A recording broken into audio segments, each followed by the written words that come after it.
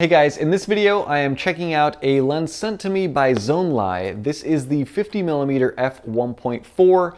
Super duper excited to check out this lens, so let's see how it comes packaged. Here is the box that the lens comes in. Typical Zonlai packaging. It's nice, has a little red ribbon on it. Not much information around the sides. There's really no model or any information about the lens itself. But it does come with a fancy magnet. So once you open it up, you see the lens is just in there upside down, weird. User manual, lens hood. I think this is plastic. No, it's metal. So black on the inside with some ridges and then just silver, no branding on it. And then you get a little plastic lens cap that is in addition to the one that comes on the lens. So here is the lens. Metal lens cap here with Zonlai branding on it. And let me take this rear cover off. All right, and here is the lens, very compact for a 50mm, and you can barely read the markings because it's a silver lens and it looks like they used silver writing on it. Probably not the best idea in the world, but we will make do. Around the front, you have Zonlai, serial number. This is a 50mm F1.4 and 49mm filter thread. Nice front lens element. Around the back, no electronic connections. This is a manual only lens and it appears to be aps-c only. Around the sides, again, the markings that are very difficult to read. At the bottom, you have a focus ring. You can see that the barrel does extend.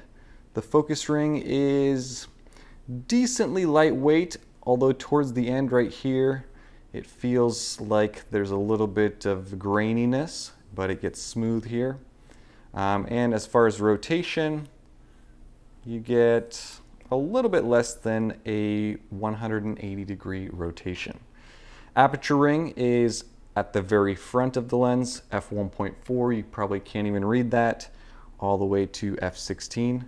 This is very smooth, declicked, and well damped. So here it is, open and closed. But that is the lens. Excited to put this on the camera and see what sort of images we get with it. So let's do that next. Here is the lens mounted on my A6000 and you can see that it fits quite nicely. There's a little bit of looseness there, but that's just because the A6000 mount is always a little loose. It is silver, so it doesn't exactly match the paint color, but that is how it looks. The front lens element looks pretty nice. I mean, it's a large piece of glass there, but that's what you can expect. It's not overly heavy, but it is a solidly built lens. It's all metal construction and glass, so it does not feel cheap. So the last couple of days here in Austin have been freezing cold and very dark. I usually rely on a lot of natural light to get this shot, but today it's almost pitch black outside and 45 degrees. Also not ideal for taking photos either. It was raining earlier, but let's take a look at some sample photos and videos.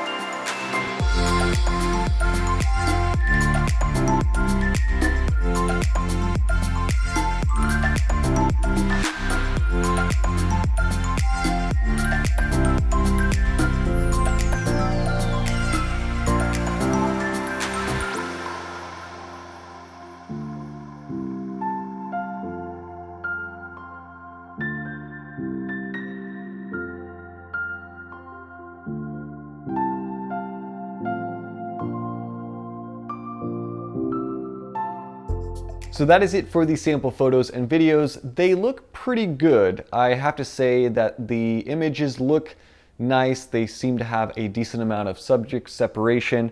The majority of those shots were shot wide open at f1.4 on my a6000 manual focus. Obviously I use zoom to focus to make sure that it's sharp. This lens does have some chromatic aberration wide open, as you would expect.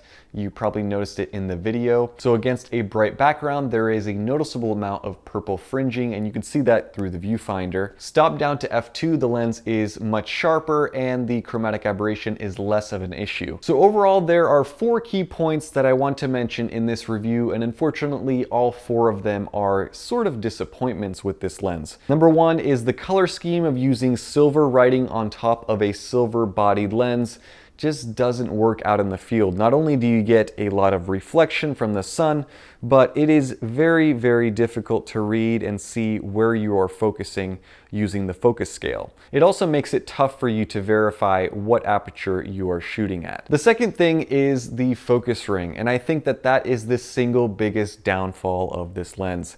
Using it out, it's gotten more and more grainy over the last couple of days.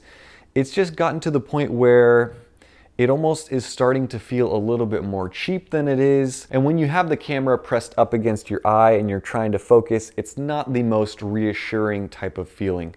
Now the focus is fine. Nailing focus is relatively simple and easy, and it's well damped from side to side.